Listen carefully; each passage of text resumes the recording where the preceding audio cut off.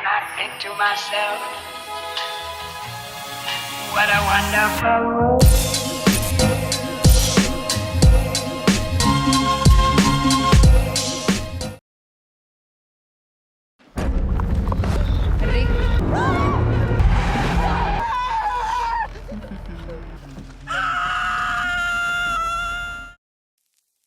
Halo semuanya, selamat datang kembali di Story Film.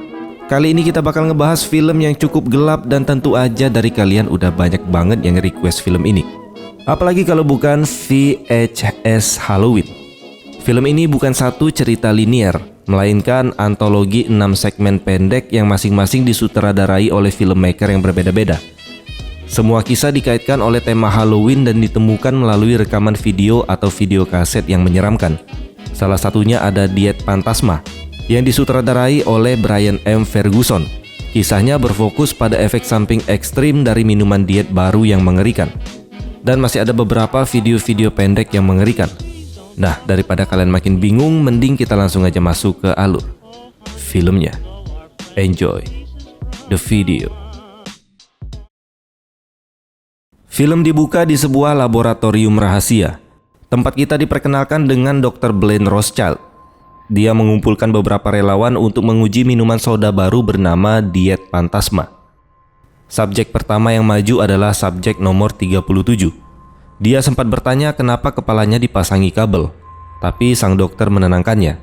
Dia berkata itu cuma alat untuk memantau reaksi otak. Begitu soda diminum, suasana langsung berubah horor.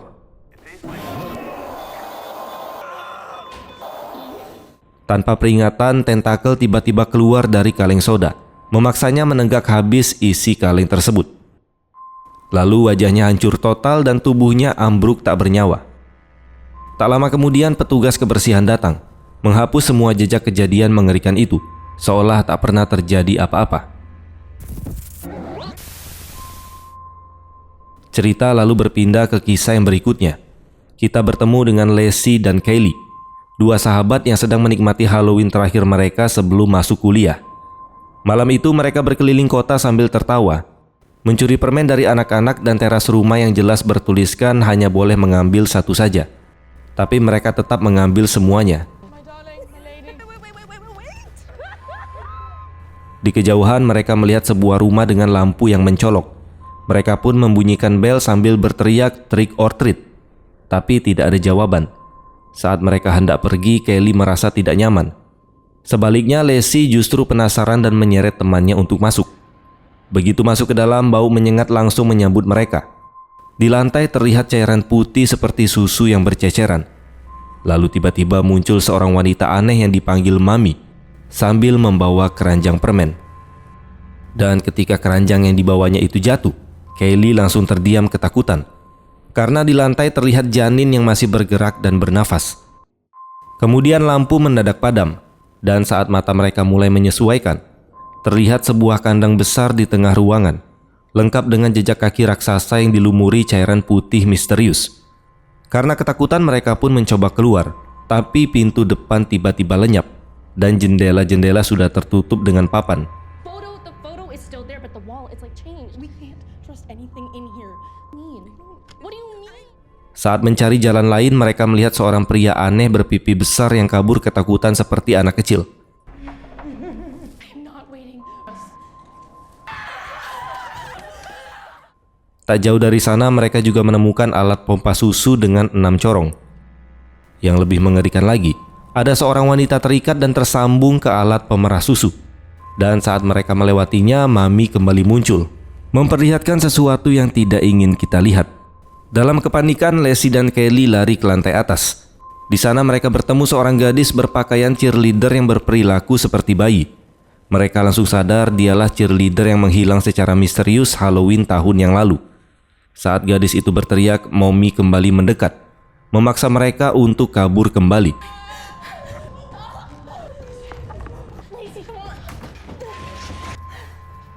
Mereka bersembunyi di sebuah kamar dan menemukan foto seorang wanita hamil yang gantung diri dengan tulisan I died to be free.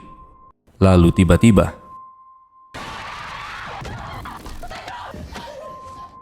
Kelly berhasil menyeret temannya kabur Tapi luka Lacey terlalu parah, dan dia pun pingsan tidak bisa melanjutkan pelarian. Kemudian Mommy datang kembali dan menyeret Lacey pergi, meninggalkan Kelly dengan rasa ketakutan yang luar biasa. Dengan sisa keberanian, Kelly memutuskan menyelamatkan sahabatnya. Dia pun turun ke ruang bawah tanah dan melihat sebuah tulisan yang mengerikan. Tulisannya berisi, "Welcome, babies Lacey and Kelly." Di sana dia melihat Mami bersama para korban yang lain. Dia juga melihat Lacey yang duduk di antara mereka, berperilaku seperti bayi, dengan pipi membengkak, seolah kepribadiannya sudah lenyap. Mommy lalu mulai menyanyikan lagu Nina Bobo yang sangat menyeramkan. Suaranya pelan tapi terasa menembus ke kepala. Kelly perlahan kehilangan kesadarannya dan seolah terhipnotis. Tatapannya kosong dan hingga akhirnya dia menyerah sepenuhnya. Alhasil dia pun menjadi salah satu bayinya Mommy.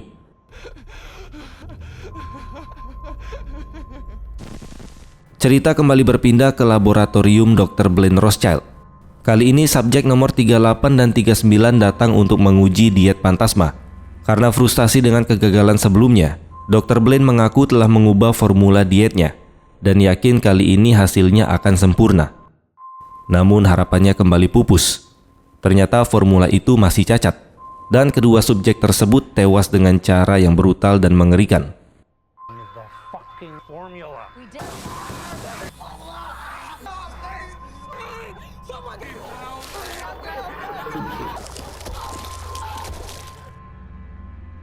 Dari sana film bergeser ke Spanyol, menampilkan serangkaian foto TKP pembantaian pesta Halloween. Beberapa waktu kemudian polisi mewawancarai seorang pria bernama Enric, satu-satunya korban yang selamat dari kejadian itu. Polisi menjelaskan bahwa semua mayat ditemukan dengan tulang remuk dan mata yang hilang, tanpa tahu kemana mata dari para korban itu hilang. Di sini Enric hanya mengoceh dan mengatakan bahwa semuanya adalah kesalahannya. Untuk mengungkap kebenaran, polisi membawa Enric kembali ke lokasi kejadian dan memintanya mengulang apa yang terjadi pada malam itu. Dia menceritakan bahwa temannya yang bernama Vicky yang membawa mereka ke tempat tersebut. Mereka masuk lewat terowongan bawah tanah, dan kita pun dibawa ke kilas balik pada malam itu.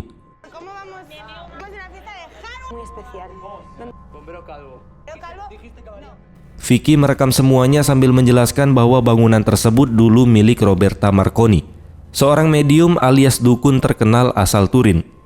Dia juga mengatakan bahwa malam Halloween adalah saat batas antara dunia hidup dan mati paling tipis. Mereka pun tiba di sebuah ruangan yang aneh. Dindingnya penuh gambar-gambar yang menyeramkan, dan di tengah ruangan terdapat telepon putar di atas meja.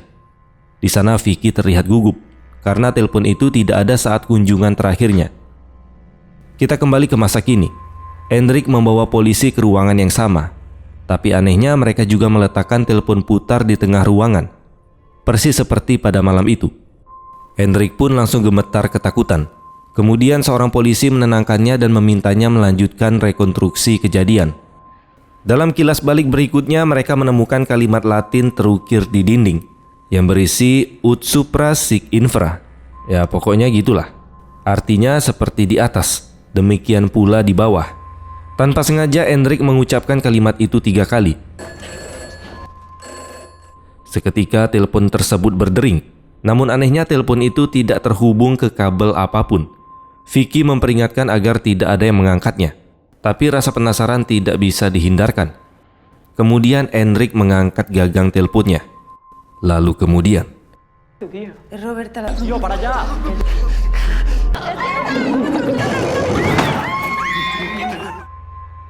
di masa kini polisi memaksa Enric mengucapkan kalimat Latin itu 3 kali lagi. Supra sic infra. Enric memohon agar mereka tidak menjawab telepon, namun seorang polisi wanita tetap mengangkatnya. Dalam sekejap kejadian itu pun terulang. Enric kembali bergetar dan pintu menutup dengan sendirinya. Lalu dengan cara yang menjijikan, dia memuntahkan bola mata teman-temannya. Mata yang selama ini ternyata sudah dia telan. Dalam kondisi kerasukan, Enric mengangkat semua orang ke udara, lalu satu persatu mencowek mata mereka. Setelah itu tubuh-tubuh tak bernyawa tersebut dibanting keras ke lantai. Dan kejadian itu menjelaskan kenapa tulang para korban hancur saat ditemukan.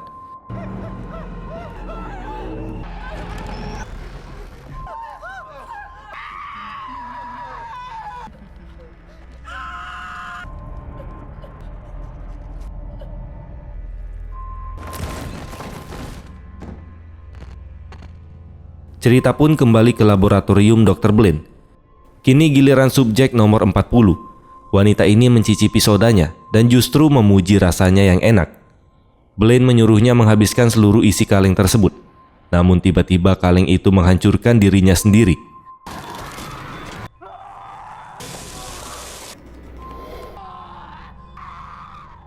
Sementara itu Blaine justru terlihat puas. Dia yakin bahwa dia semakin dekat dengan terobosan yang besar. Wanita itu masih hidup, tapi tim peneliti kemudian membakarnya hidup-hidup dengan penyembur api.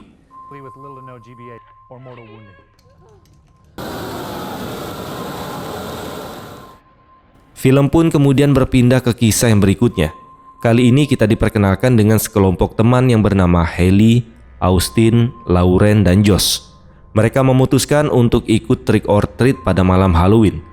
Meskipun kita tahu mereka ini sudah terlalu dewasa untuk melakukan hal itu. Di tengah jalan terungkap bahwa Lauren dan Josh baru saja bertunangan. Tapi diam-diam Lauren sebenarnya tidak benar-benar ingin menikah dengannya.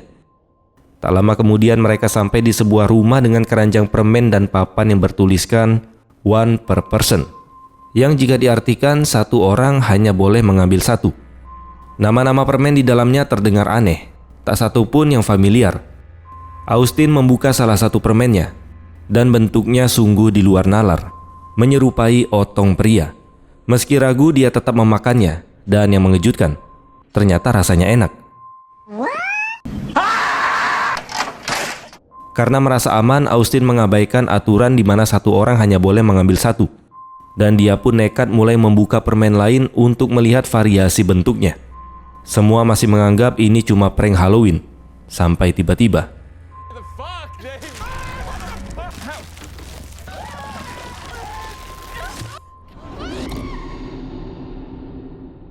beberapa waktu kemudian keempatnya terbangun di ruang bawah tanah yang gelap. Di ujung lorong kembali ada keranjang permen dengan catatan yang sama, one per person. Austin menemukan catatan itu, tepat saat cairan lengket menetes ke tubuhnya. Saat dijilat dia pun sadar, kalau cairan itu adalah karamel. Di saat bersamaan muncul sosok aneh bernama Van Sice. Mereka pun langsung panik dan berlari. Hingga akhirnya mereka menemukan pintu keluar, tapi sayangnya terkunci. Saat mencari kunci, Austin berhasil menemukannya di rak. Namun sebelum sempat kabur, sosok aneh itu muncul dari kegelapan dan mendorong Austin menjauh. Tak lama kemudian mereka mendengar jeritan. Saat mendekat mereka melihat Austin terikat di atas ban berjalan. Mereka berusaha mematikan mesinnya, tapi sosok itu justru memasukkan Austin ke dalam mesin tersebut.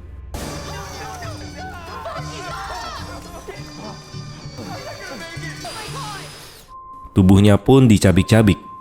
Dan yang paling mengerikan, dia diolah menjadi permen, menggunakan otak, lidah, mata, bahkan organ intimnya. Itu artinya permen mirip otong yang mereka makan tadi. Ternyata bukan permen.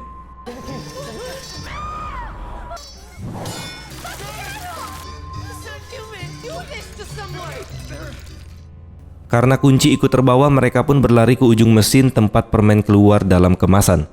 Satu persatu mereka bongkar dengan panik, sampai akhirnya Josh menemukan kunci di dalam salah satu permen. Mereka bergegas menuju pintu keluar, tapi tiba-tiba Hailey diseret oleh Van Sice, dibantu makhluk kecil lainnya. Lauren mengejar dan menemukan Hailey dalam kondisi yang mengenaskan. Dia terikat pada sebuah tabung. Tabung itu kemudian memompa permen tanpa henti ke tubuhnya, hingga wajah Hailey hancur.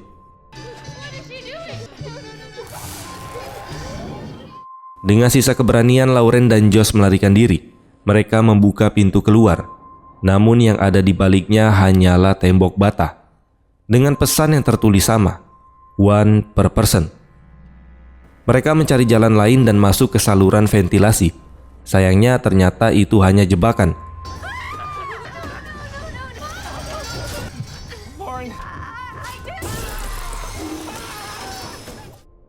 Sementara itu Lauren berhasil menemukan ventilasi lain dan akhirnya berhasil keluar rumah. Kemudian dia mencoba melepas cincin tunangannya. Namun sebelum sempat lega, Van Sice tiba-tiba menyerangnya. Film lalu berpindah ke kisah yang berikutnya. Kita diperkenalkan dengan tim Kaplan. seorang pembuat Kid Prints, yaitu dokumentasi video anak-anak di lingkungan sekitar. Tujuannya adalah agar pihak berwenang bisa melacak anak-anak dengan lebih mudah jika terjadi sesuatu. Tim kemudian memperkenalkan kelompoknya. Ada Alicia sebagai resepsionis, Miles si penata suara, dan Bruce teknisi yang menangani peralatan.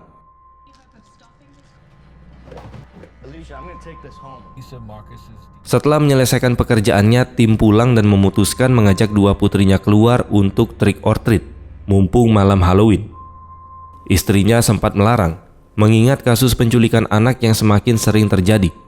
Tapi tim menenangkannya dan meyakinkan bahwa semuanya akan baik-baik saja. Tak lama kemudian, tim dan anak-anaknya bergabung dengan anak-anak lain di sebuah titik kumpul, di mana ada polisi membagikan permen, karena dianggap terlalu berbahaya jika anak-anak berkeliling sendiri. Di sana seorang polisi mendekati tim dan memberitahu bahwa seorang remaja bernama Olivia baru saja menghilang 1 jam lalu. Mendengar itu, tim terkejut dan polisi lalu meminta tim ke kantornya untuk mengambil rekaman Kid Print Olivia agar penyelidikan bisa segera dimulai. Kemudian tim menitipkan kedua putrinya ke orang tua yang lain, lalu bergegas kembali ke toko.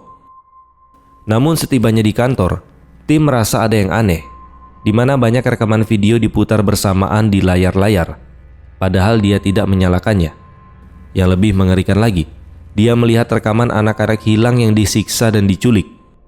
Dengan panik, tim pun mematikan semua layar, dan saat itu juga dia mendengar jeritan dari belakang toko.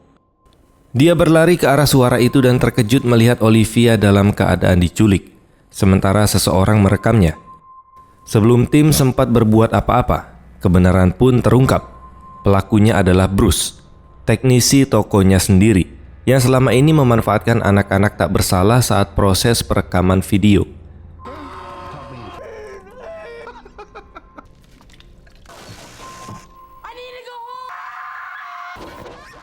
Tak lama kemudian, Bruce terlihat menyeret tim yang sudah babak belur ke ruang bawah tanah. Dengan sadis, dia memakaikan kulit wajah seorang anak ke wajah tim, lalu meninggalkannya begitu saja. Dalam kondisi kacau, tim melihat seorang remaja laki-laki lain dan berusaha menolong. Tapi bocah itu ketakutan saat melihat kulit wajah yang ada di muka tim. Saat itu juga Bruce melempar Olivia ke dalam ruangan. Olivia mengira tim dan Bruce bekerja sama. Lalu bersama seorang remaja lain, mereka pun mencocol tim berkali-kali sampai tewas. Keesokan paginya, berita justru menyebut tim sebagai pelaku pembunuhan itu, yang tewas setelah membunuh 2 korbannya. Keluarganya menolak memberi komentar dan kini berada di bawah perlindungan polisi selama 24 jam. Yang paling menjijikan, Bruce muncul di wawancara berita, berpura-pura syok dengan perbuatan bosnya. Dia mengaku akan mengambil alih toko demi menjaga keselamatan anak-anak. Dan akhirnya topeng kepalsuan itu pun sempurna. Cerita kembali lagi ke laboratorium Dr. Blaine. Kali ini ada 5 subjek uji dari berbagai usia. Tapi hasilnya tetap sama, kekacauan dan kematian. Namun ada satu yang berbeda, subjek nomor 47. Seorang anak perempuan kecil tampak sangat tenang. Lalu matanya tiba-tiba memutih. Saat Dr. Blaine bertanya apa soda favoritnya, gadis itu pun menjawab layaknya orang yang lagi kesurupan. Dia berkata Diet Pantasma. Blaine sangat gembira. Ini berarti terobosannya akhirnya berhasil.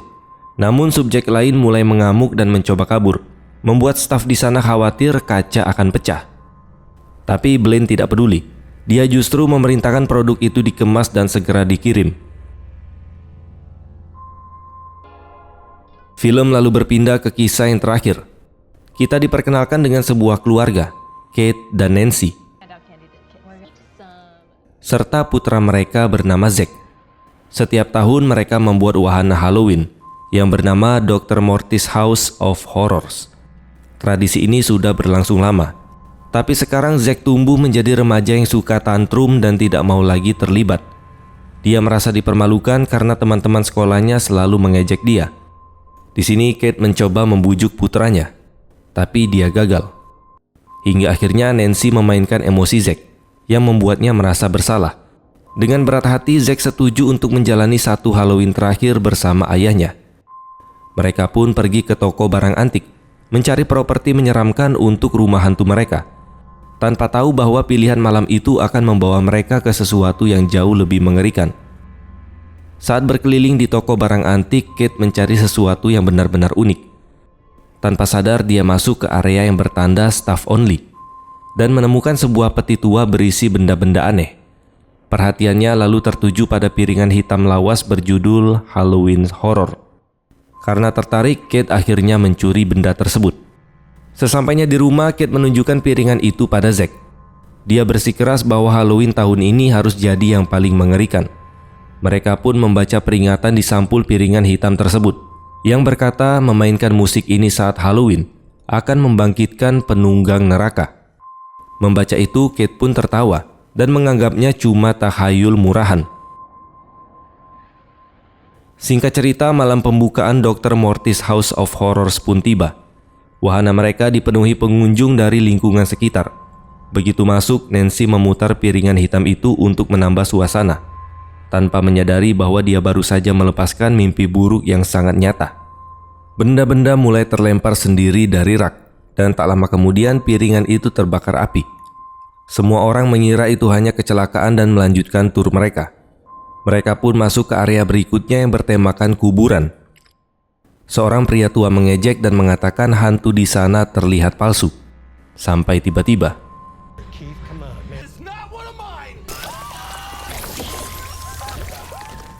sebagian orang berlari masuk ke ruangan lain yang tampak seperti makam palsu. Lalu tiba-tiba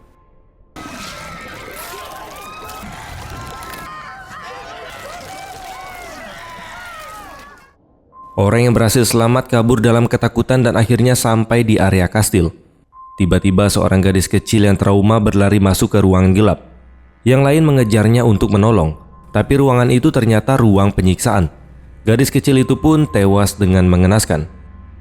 Kemudian seorang algojo muncul dan membunuh wanita tua. Saat hendak kembali menyerang, Nancy menghantamnya dengan kapak sampai tewas.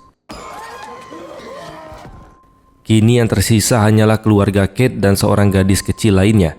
Mereka tiba di depan ruangan terakhir, namun gadis kecil itu menghilang lebih dulu. Saat mereka masuk, mereka menyaksikan anak itu sedang dimangsa oleh seorang penyihir. Penyihir tersebut kemudian menyerang keluarga Kate dan melukai Zack. Nancy kembali mengambil alih situasi dan membunuh penyihir itu dengan menenggelamkan wajahnya ke dalam cairan mematikan. Akhirnya keluarga itu berhasil keluar dari rumah horor. Namun belum sempat bernafas lega, penyihir lain tiba-tiba terbang keluar, merebut kamera Zack. Dia lalu mengamuk di kota, membunuh anak-anak yang sedang keliling rumah untuk mencari permen.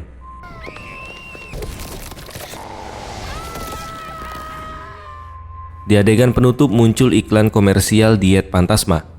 Wajah yang muncul adalah gadis kecil subjek 47.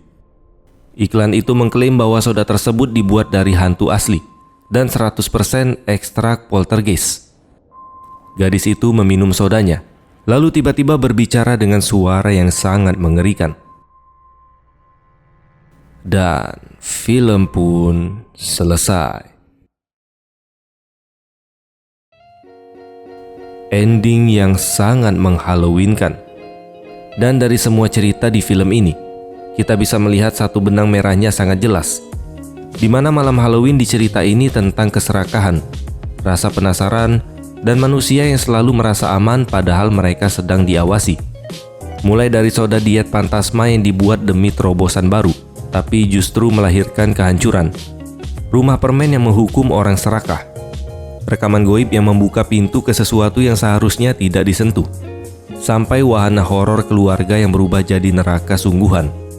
Semua ceritanya berbeda, tapi pesannya sama, yaitu di saat manusia melanggar batas, entah itu demi hiburan, ambisi, atau rasa ingin tahu, yang datang tentu saja bukan kesenangan, tapi teror dan kengerian.